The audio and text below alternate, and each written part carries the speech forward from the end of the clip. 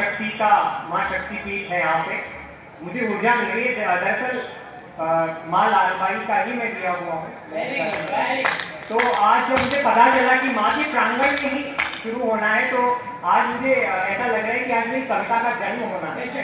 अभिनंदन बेटा, खुश हो गए, पढ़ो, मस्त हो गए। आज मैं एक एक पल को जीना चाहता हूँ। आप सभी जो यहाँ बैठे हैं, मैं ये चाहूंगा कि बस एक मन के साथ आप सुने।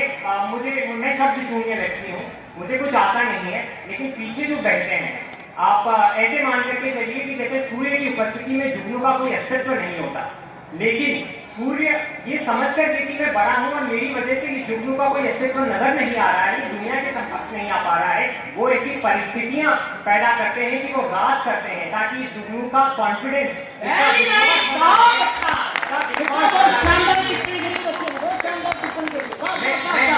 छोटा सा सच को सच कहने की हिमाकत तुमने गर कर ली। व्यवस्थाएं कहती है सच को सच कहने की हिमाकत तुमने गर कर ली। बदन होगा तुम्हारे इस बदन पर सर नहीं होगा, बदन होगा तुम्हारे इस बदन पर सर नहीं होगा। और फिर मेरा जवाब सुनना कि सोते सिंह को ललकार तोलो पर ये सूचित हो। क्या बात है। सोते सिंह को ललकार तोलो पर ये सूचित हो। हिरण की मौत का इल्जाम फिर उस पर नहीं होगा, क्या शेर हुआ है, नहीं होगा। क्या शेर हुआ है भाई, बहुत मित्रों, हो सकता है आप तक ये बातें नहीं पहुंच रही हो, क्षमा करना, लेकिन मैं दावे से कह रहा हूँ विशुद्ध कविता हो रही है। जोरदार ताली बजाएं प्लीज। सामने देखो, तिरंगे को दफन कर ओढ़ लो, निश्चिंत सो जाओ।